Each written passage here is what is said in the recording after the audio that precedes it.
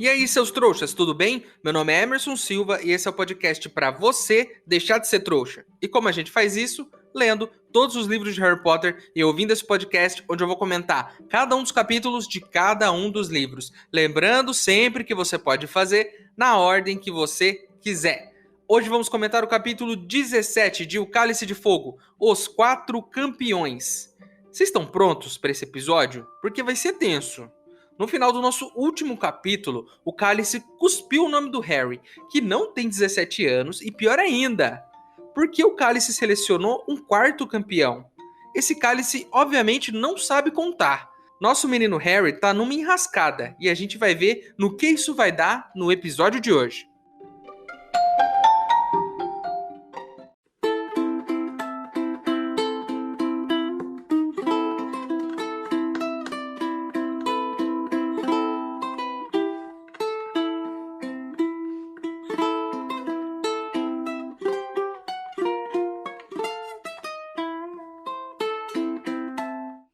Pessoal, ouvi dizer que já estão havendo os ingressos para a próxima Copa Mundial de Quadribol. Um bruxo muito confiável me disse que se a gente fizer uma vaquinha, consegue umas entradas para todo mundo. Se você quiser ajudar, o link para apoiar está aqui na descrição do episódio. Lembrando que se você não puder ou não quiser, não tem problema. O mais importante é você continuar aqui com a gente, ouvindo o podcast para deixar de ser trouxa. Esse episódio é patrocinado pelo nosso novo apoiador, Lauro Bittencourt. Muito obrigado pelo seu apoio, Lauro. O seu gesto me enche de alegria e me motiva a continuar aqui com força total. Sua ajuda vai direto para o meu cofrinho para a gente poder melhorar aqui os equipamentos de gravação desse podcast. Muito obrigado. Esse episódio de hoje é para você.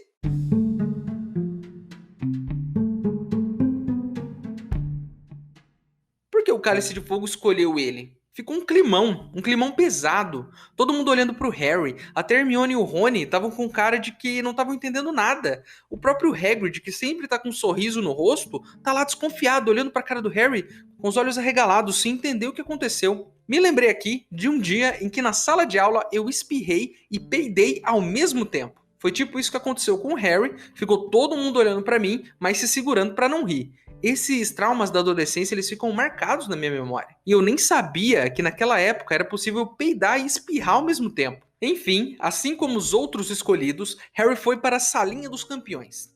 O climão é tanto que até os quadros dessa salinha estão olhando para o Harry espantados, cochichando entre eles. Existe aqui uma cena que ela é muito interessante. É descrito aqui que os campeões estão lá na frente da lareira esperando para conversar lá com o pessoal do torneio Tribruxo. Eles são mais altos que o Harry. Eles transmitem a ele esse sentimento de campeões mesmo, de que eles estão um degrau acima. O Harry olha e ele até pensa, como eles são altos, né? A gente tem uma certa diferença aí de idade, mas existe uma imponência naqueles caras que foram escolhidos. Eles foram escolhidos por algum motivo, então eles transmitem essa aura de campeão. Imagina a cabeça do Harry nesse momento, o terror de ter sido escolhido para um torneio mortal e de estar na sala com aquelas pessoas sem saber o que fazer, sem saber como agir. É um momento muito difícil, ainda mais depois da cena anterior, com todo mundo olhando com aquela cara espantada para ele. Então os próximos momentos do Harry vão ser muito difíceis, porque obviamente vão encher ele de perguntas. E eu já tô sentindo aqui que vai ser tenso. O Ludo Bagman, que é o nosso jogador de quadribol aposentado,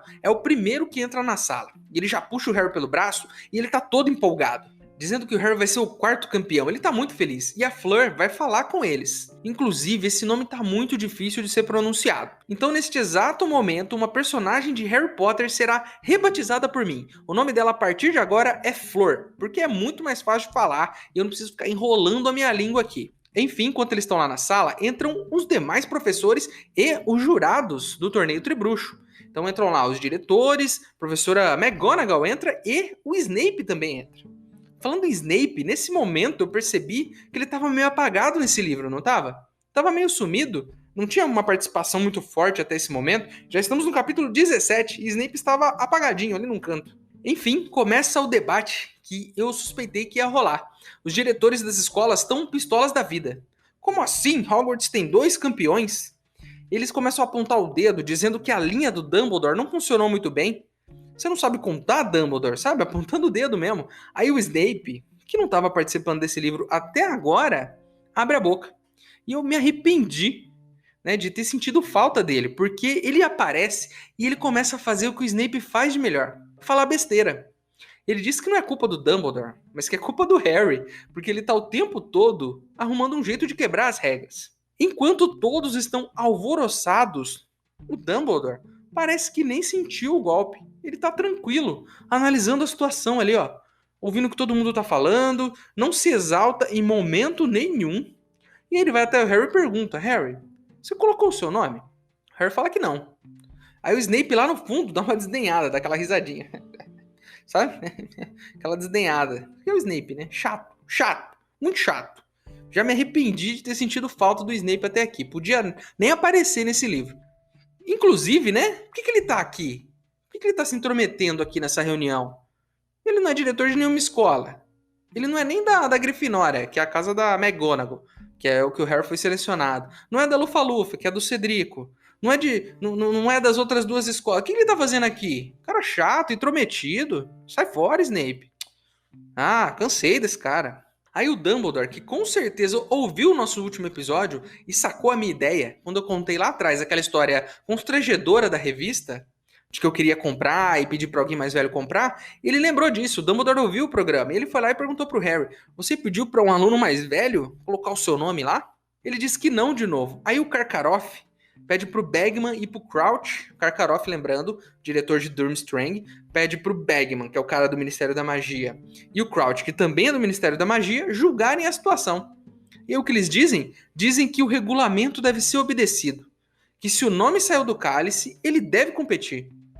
Aí o Karkaroff, diretor de Durmstrang, fica pistola, e com razão. Ele quer uma nova seleção, para que cada escola também tenha 2 campeões. Eu concordo com ele. Por incrível que pareça, eu concordo com ele agora. Mas o Bagman fala que o cálice já apagou e que ele só vai acender de novo no próximo torneio. Então, sabe, não tem muito gás ali no cálice. Ele só acende de tantos em tantos anos para rolar esse torneio e já apaga. Você não pode deixar ele aceso o tempo todo, que nem um fogão aí da sua casa. O fogão da sua casa também não dá, porque aí você vai ter que trocar o gás também. O Karkaroff já diz que ele não vai participar do próximo torneio, então. Porque isso tudo é muito injusto. E, cara, eu tô do lado dele. Ele tem razão. Eu acho que, inclusive, ele poderia ir embora e levar Victor Krum com ele. E assim o torneio vai voltar a fazer sentido. Porque em uma coisa nós podemos concordar aqui. A situação que mais me incomoda não é descobrir como o Harry entrou. O que me incomoda de fato é que um torneio chamado Torneio Tribruxo tenha 4 participantes. Isso é o que realmente está me incomodando nesse momento. Estamos lá todos na salinha, tendo aquela conversa, né, nada amigável entre os diretores das escolas. Aí do nada aparece nosso querido Olho Tonto Moody, dizendo que se o nome saiu do cálice é um ato contratual mágico e que o Harry precisa participar, porque é um contrato. Tá bom. Eu quero só ver se eles vão explicar o que acontece se alguém violar esse contrato. Porque contrato de trouxa a gente quebra toda hora e nem dá nada. Outra coisa, que contrato é esse que tá todo errado? Esse contrato não devia estabelecer que são 3 campeões das 3 escolas participantes? Só a escolha de um 4º campeão já invalida toda essa seleção aí. Porque já não é mais torneio tribruxo. O contrato não tem isso. Não faz sentido. Aí o Moody diz que pode ser que outra pessoa tenha colocado o nome do Harry de propósito, na esperança de que o Harry morresse nesse torneio. Ok, eu entendo isso, faz sentido. O Draco, o Snape, o próprio Rabicho pode ter entrado na escola e colocado o nome dele lá. Ok, qualquer pessoa pode fazer isso. Mas aí eu te pergunto, quando uma pessoa assina um contrato usando o nome de outra pessoa, isso vale?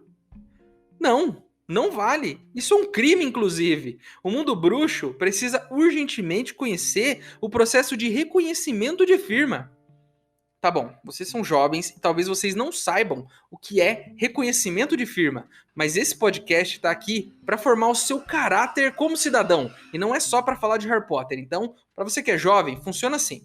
Quando eu fui alugar meu apartamento, eu tive que assinar um contrato com o meu nome, dizendo que eu estava alugando aquele apartamento, que eu iria pagar o aluguel e tudo mais. Mas não é simples assim. Você não só assina esse contrato, você tem que ir num cartório e lá você vai assinar um outro documento. 3 vezes, você assina igual. É um cartório que vai autenticar a sua assinatura. Eles pegam seu RG, documento, olha a sua foto, é uma burocracia só. E aí, com esse monte de informações, eles têm o poder de validar ou não suas assinaturas. Aí, quando você vai assinar um contrato, tipo contrato de aluguel, você assina esse contrato de aluguel, você vai nesse cartório, eles vão comparar essa sua assinatura com aqueles outros documentos que eles têm, e aí eles vão pôr um adesivo de autenticidade e um carimbo na sua assinatura, dizendo que ela é de verdade. Isso tudo presencialmente para certificar de que você mesmo assinou.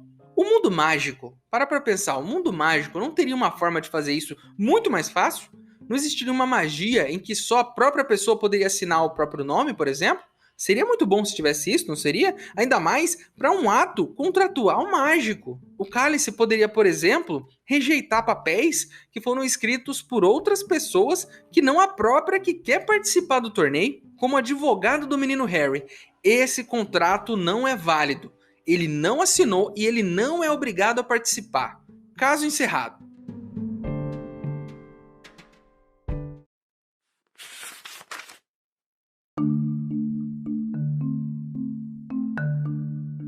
Victor Krum, Cedrico Diggory e Fleur Delacour estavam reunidos em torno da lareira. Pareciam estranhamente imponentes, recortados contra chamas. Krum, curvado e pensativo, apoiava-se no console da lareira, ligeiramente afastado dos outros. Cedrico estava parado com as mãos às costas, contemplando o fogo. Fleur Delacour virou a cabeça quando Harry entrou e jogou para trás a cascata de cabelos longos e prateados.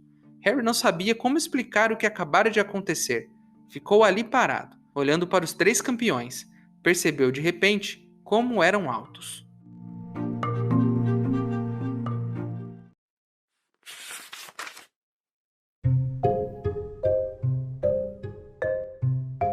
Mas a treta continua. Eles ficam lá batendo boca, né? Sobre o Harry participar ou não do torneio. E a Moody tá lá, defendendo o Harry. Diz que ele provavelmente não quis participar mesmo, que não foi ele que pôs o nome, que é preciso ter muito conhecimento em magia para burlar a regra desse cálice de fogo, porque ele é um objeto mágico. Alguém muito mais velho que um aluno teria que tentar fazer isso. E o Harry não teria esse conhecimento. Ele diz, inclusive, que alguém poderia ter inscrito Harry com o nome de uma quarta escola. E aí a gente volta nesse tema. Eu queria seguir em frente, mas eu não consigo.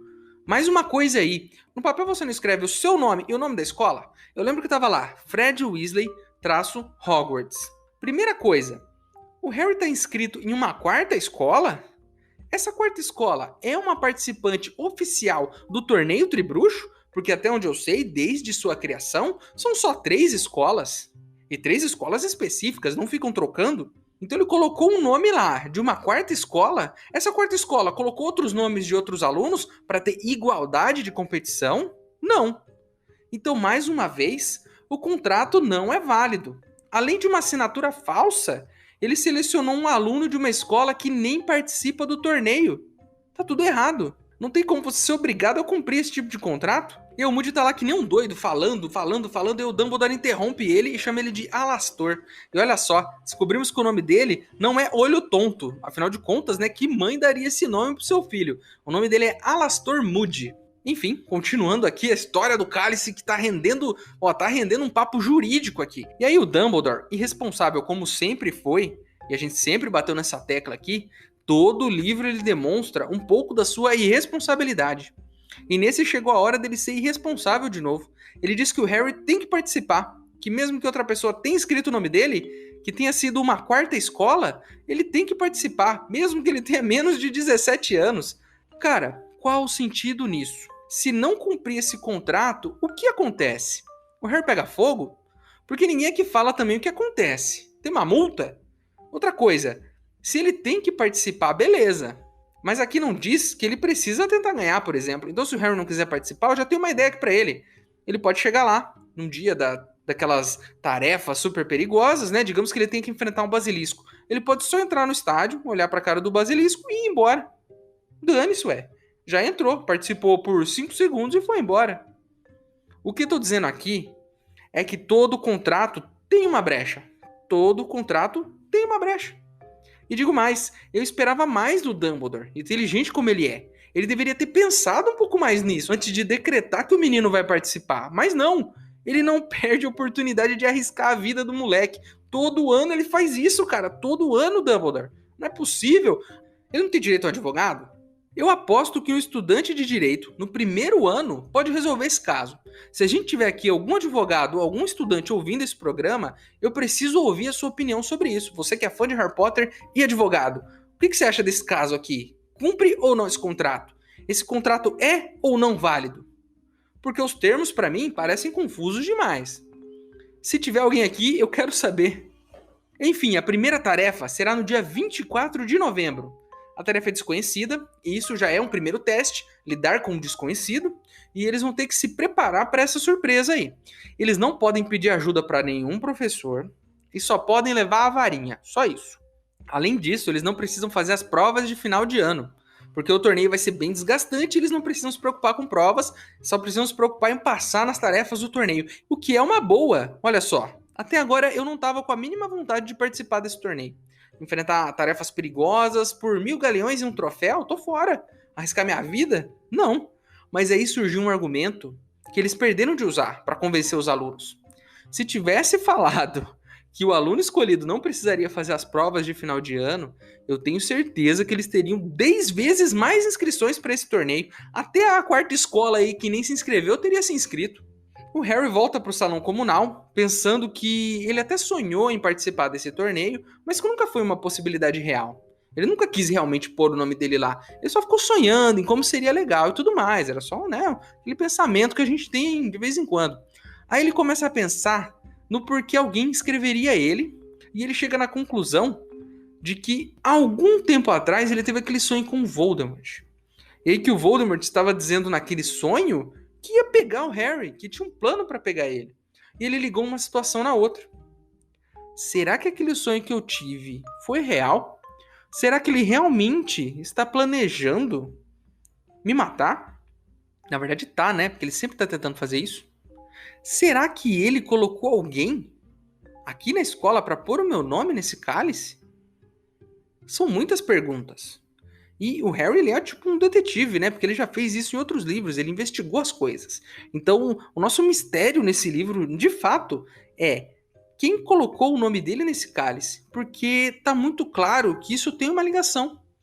Não foi o Harry. A gente acompanha o livro do ponto de vista dele, então não tem como ter sido ele. Então, alguém pôs o nome dele e provavelmente alguém que quer que esse menino morra. O Moody falou isso, o Harry acabou de pensar nisso, é bem claro que é essa situação, mas quem poderia ter sido? No primeiro ano, a gente suspeitou que o Snape estava atrás da Pedra Filosofal. No segundo, a gente suspeitou que o Draco tinha aberto a Câmara Secreta. No terceiro, a gente tinha certeza de que o Sirius tinha entregado os pais do Harry, mas tinha um mistério aí também, foi o Rabicho que entregou. Então sempre tem um mistério que a gente precisa desvendar nesses livros. E é sempre o Harry e o Rony e a Hermione que desvendam esse mistério. Nesse ano, o mistério é quem colocou o nome do Harry no Cálice de Fogo. Será que foi Snape? Será que foi Draco? Será que Rabicho entrou na escola no meio da noite e colocou o nome de Harry no cálice? Ou seria o próprio Dumbledore, que parece que às vezes se esforça um pouco para tentar matar esse menino? Tem vários motivos, hein, para suspeitar de Dumbledore também. Eu não boto minha mão no fogo por ninguém aqui, viu? Eu acho que todo mundo é suspeito. Todo mundo. Aí, o Harry chega no salão comunal e tá a maior festa lá dentro. Todo mundo animado, assoviando, aplaudindo, feliz, porque alguém da Grifinória está no torneio Tribruxo. O Fred e o Jorge, eles estão tão animados que eles trazem comida pro salão comunal, e tá cheio de comida, o pessoal tá festejando, e aí eles querem inclusive saber como o Harry conseguiu passar pela linha etária sem ficar com barba, ficam perguntando pra ele, todo mundo abraçando, querendo cumprimentar ele, mas ele tá de saco cheio, ele não quer falar sobre isso. Ele tá encanado com esse negócio, ele fala pra todo mundo que não foi ele, ninguém entende, ninguém ouve o menino, ele fala, ó, quer saber, eu vou pro meu quarto. Eu vou pro meu quarto, dá licença. E ele sobe pro quarto dele. E quem está lá, esperando ele, sentado na cama? Rony, em silêncio. O Harry entra, né? E aí eles começam a conversar, mas não é uma conversa legal. Não é uma conversa de amigo. O Rony começa a acusar Harry de ter colocado o nome e de não ter avisado ele. Ele tá pistola por quê? Porque ele, como amigo do Harry, queria saber. Afinal de contas, né? Você vai pôr o seu nome? Por que você não conta pra mim? Por que você não me deixa tentar pôr o meu nome também? Eu também queria participar. Você foi lá com a capa da invisibilidade? Como é que você foi? A questão é, ele não gostou do fato do Harry ter sido escolhido e dele não ter sabido disso antes, de que o Harry colocou o nome lá. O Harry fala que não colocou o nome, e aí o Rony diz, eu não sou burro. E aí o Harry diz, parece que é. Aí o Rony fica mais pistola ainda, fecha a cortina, e pelo jeito a gente vai ter um problema nessa amizade nesse momento. Porque já aconteceu isso outras vezes, entre Rony e Hermione, lembram? No livro anterior, ficaram capítulos sem se falar, porque o Rony achou que Bichento tinha pegado Perebas. Essa galera aqui guarda mágoa. Então, ó, já tô calculando aqui, uns 3 capítulos para eles voltarem a se falar. Não vai ser rápido, Harry vai ter que se virar sozinho durante um tempo. Sozinho não, porque tem Hermione, inclusive, né, uma baita de uma ajuda, mas ele vai ter que dar o jeito dele. E a minha maior questão aqui agora é, Harry vai mesmo participar do torneio Tribruxo? E como vai ser isso? Competir com alunos muito mais velhos e muito mais experientes que ele? Eu tô tenso, cara. Desse finalzinho aqui de episódio eu comecei a ficar tenso. Você deve ter percebido. Tô sentindo um peso aqui. É, então é isso, né? O que vai ser do menino Harry?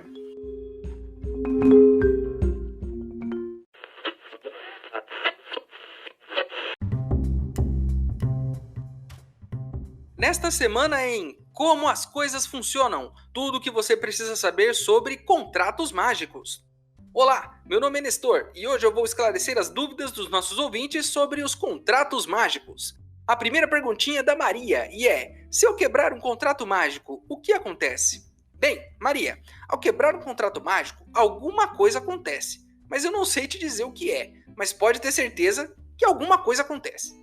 Perguntinha do Tadeu. Nestor, se alguém assinar um contrato mágico em meu lugar, eu serei obrigado a cumprir esse contrato? Sim, você será obrigado a cumprir. Lembre-se de que no mundo bruxo não interessa quem assinou. Se o seu nome estiver lá, você vai ter que cumprir. Perguntinha de um ouvinte anônimo. Nestor, um amigo meu foi selecionado para uma competição com um contrato mágico para a qual ele diz não ter se inscrito. O que ele deve fazer? Ora, ele deve competir. Lembre-se de que mesmo que você não tenha assinado e mesmo que a gente não faça ideia do que aconteça a quem assinou um contrato mágico e quebrou ele, no fim das contas, ele é obrigado a participar. Faz sentido?